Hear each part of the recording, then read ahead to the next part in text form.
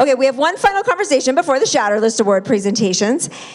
We talked about it early this morning, and if you weren't here, we talked about what's happening with what's called the broken rung. So the broken rung, it's in a report that came out from McKinsey about 6 months ago, talks about the fact that for women, as they try to move up the corporate ladder, there's a rung that's broken. And the rung that is broken is the one that takes them into management at an accelerated pace. For every one woman that's getting promoted, 2 are not. And then they're switching into other careers. And so it's creating a gap for us, for women who move up the corporate ladder. It's significant enough that everyone's talking about it and writing reports about it. So that just tells you we have something to focus on. So we've asked a panel of our Women Tech Board to come up and lead a conversation on this. So I'm gonna ask Julie to come up here. She's gonna be our moderator, and she'll introduce the rest of the panel that's joining her. Please join me in welcoming Julie to the stage.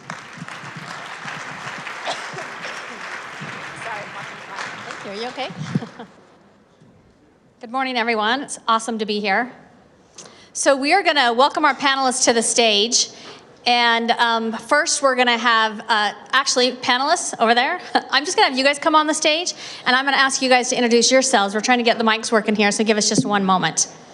And I'll get situated with my long legs here.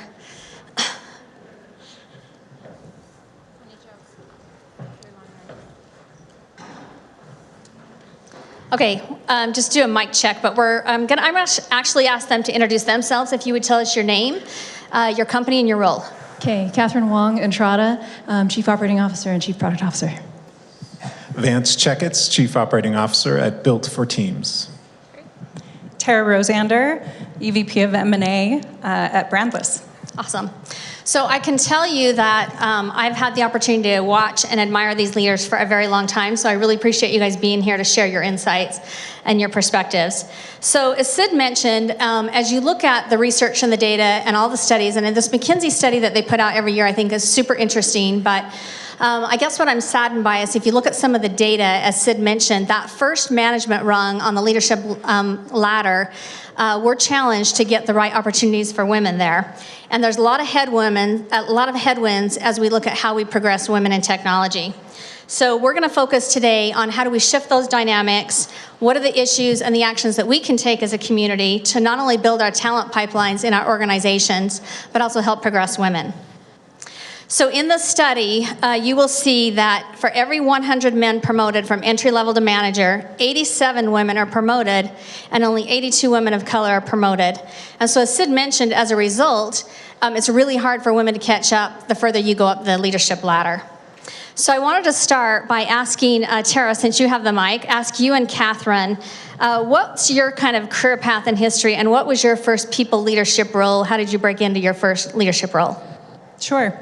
So as I was thinking about this question, I've had a bit of a meandering career path, and my very first leadership role was given to me by a mentor and an advocate who saw an opportunity that I was not qualified for, by the way, and was willing to mentor me into it. So he saw that I was working hard and that I was trying to learn and trying to develop myself in other ways across the organization, and an opening opened up and he offered it to me and said, I will train you into this and help you become what we need you to be.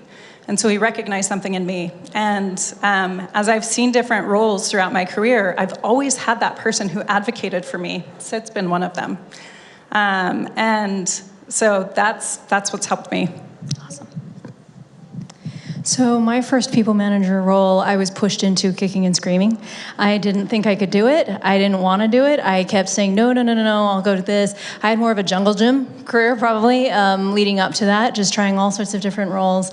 And I'll forever be grateful for a manager who saw something in me that I didn't see in myself. I thought, there's no way I can go do this, but he just pushed me into it. And I think that's thematically something throughout my career as well. So what Tara said is that, you know, the advocate, the champion, the person who notices. And certainly, you know, we have to do our part too. Like, I was hustling, I was working so hard and trying to figure it out. But sometimes I would say, you know, I've certainly benefited a lot from the person who championed.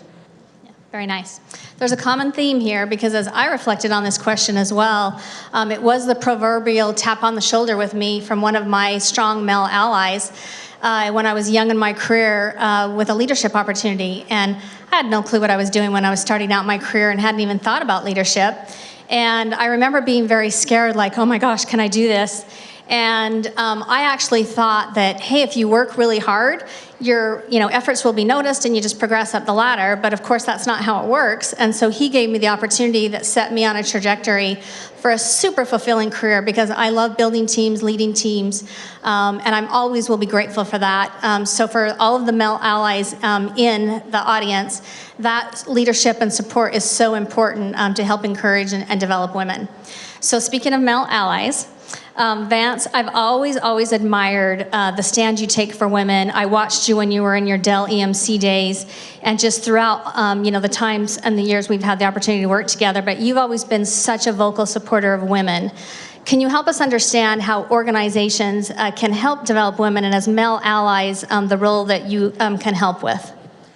Well, the first thing I would say is, did you notice the way these three powerful, successful, confident women just talked about their first opportunity? It was with humility bordering on self-deprecation and an inability to perform the functions of the role and the opportunity that they were given. It was uncanny, and I was frankly just a little bit surprised. Here we are talking about this issue, and all three of them, it's not like we set it up this way. This was just naturally them talking.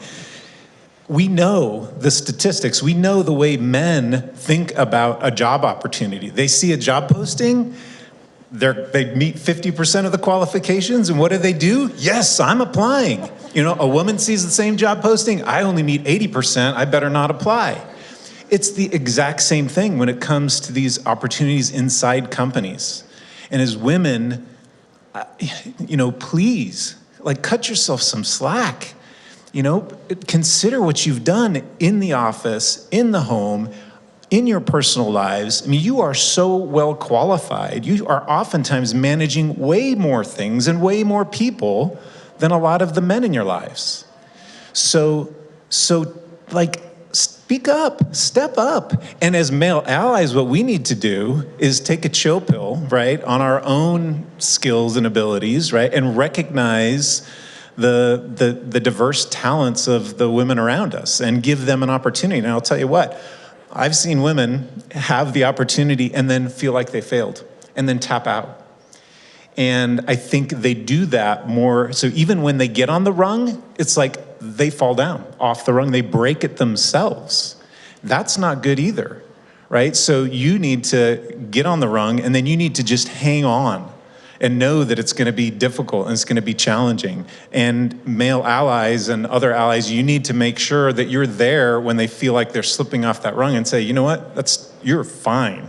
You really are fine.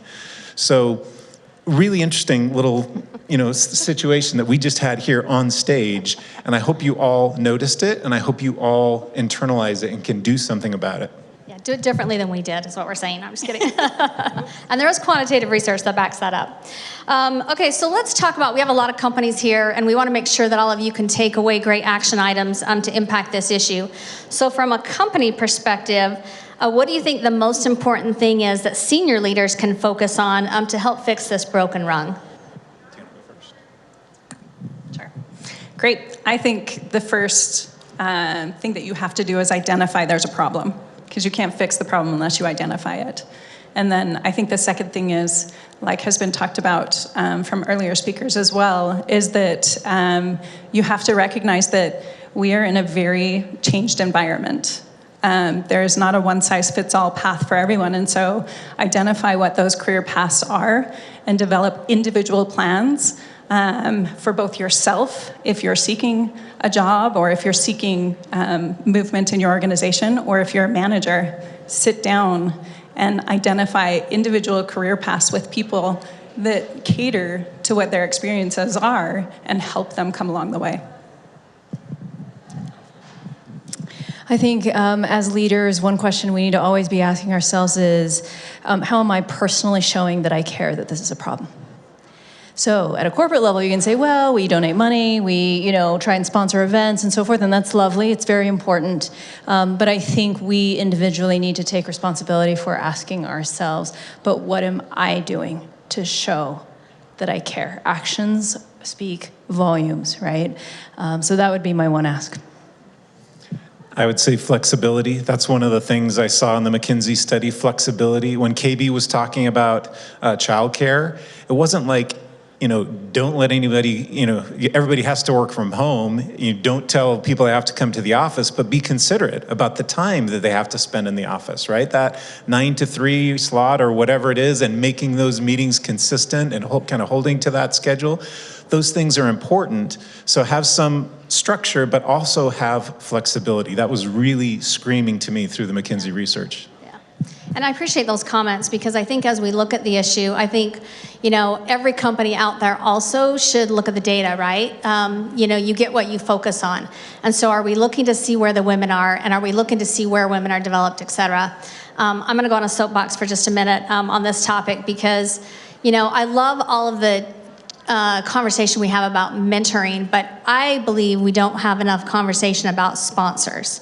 And what I didn't know in my career, so for all of you young professionals, I see a lot of young women in here today, what I didn't know is that most of the decisions about my career were going to be made without me behind closed doors. And I didn't know what a sponsor was, and I didn't know what an influencer was. And I got lucky, and I had fabulous sponsors along the way. But as I now am a senior leader, I really try and think about, okay, how can I influence? How can I advocate? And my number one advice for all the young professionals here is you not only need one sponsor, you need multiple sponsors, because you want to make sure that when the talent discussions are being had behind closed doors without you, that you are the superstar everyone is being talked about. And yes, you have to put the work in, to Catherine's point, but it won't happen automatically. And so you need to seek out sponsors in addition to mentors to really help you kind of progress along the way. So I appreciate that. Okay, time check here. I think we're doing pretty good. So let's talk about from an individual perspective then, segueing to young female professionals that may be in the room that may or may not be on that first rung yet. What advice would you give them, and what's the number one thing you would suggest that they can take away as they look to build their careers in tech? Oh, well, I said it, right? Take that step. Even if you don't feel like you're qualified, even if you're not even sure if you want it, how are you going to know? Unless you actually take the step up onto the ladder. So get on the ladder. That's my advice. Even if you're like, no, I want to be an individual contributor. How do you know? How do you know until you've tried being a manager? And as a guy, I was like, of course I was going to be a manager, because managers get paid more money, right? So that was my motivation, and I just assumed that was going to happen, and I was asking for it, and I didn't even really know what it meant. But if you don't know what it means, learn, try. You will be better, even if you consciously later step off that ladder and you go down an individual contributor track or something else. Do us all a favor and take the first step. Get on the ladder. Love that. Tara? I would say think of the ladder as lattice. So there's a methodology that's being talked about as well. Instead of, going up vertically, think about providing yourself with opportunities that are cross-departmental in areas that you don't know about, because you might find strengths in other areas that may help you in the future for your managerial leadership roles, or present broader opportunities when, instead of just taking the steps up, right? So think about it as lattice. I love that. We talk about that a lot at our company, is don't be afraid to try new roles, different roles that you didn't think you would consider, and go horizontal. Absolutely. I think to add to that as well, I think, the more self-aware we are of ourselves and what is most important to us, and it changes throughout our lives, right? What I wanted at 20 and what was most important changed when I was 25, 30, so forth. That's okay. I think that the goal here is to make sure we're aware of what is most important to us, and that we then navigate that conversation really openly with our workplace, with our managers. And there is a lattice. You can go sideways, you can go, but if you know what you want, then navigate to it and just start, getting on the ladder, moving. I think that action is the best antidote for worry. And so when you start to take action and really lean into it, then you're going to pivot. You're going to make those micro pivots. You're going to, navigate your way there. And, you'll be, I think, as more of the leaders are becoming more aware of it as well, hopefully that support is there, right, with you. So there's a common theme there as well, is it's being brave and don't be afraid to try new things, right? The other color I think I would add to that, and someone mentioned it earlier on stage, is it sounds harsh, but look at your organizations carefully and try again. However, if your unique talents aren't getting the development that you need and desire through a lot of hard work, consider changing organizations, and that's okay because you learn something everywhere you go. And some organizations may be a better fit for your value and your strengths and the culture to help develop you. And as someone mentioned, we seek for organizations and cultures that we can thrive in, and we all have insecurities, but we have a lot of talent as well that we bring to the equation, and ultimately it not only helps ourselves, but it helps our companies. So I would just say huge thank you to this panel. This topic is very important to Women Tech Council. It's very important to us as a community, and we hope that we've left you with insights and actions that you can take away, and don't hesitate to reach out to us if there's something that we can do to personally help you on your journey.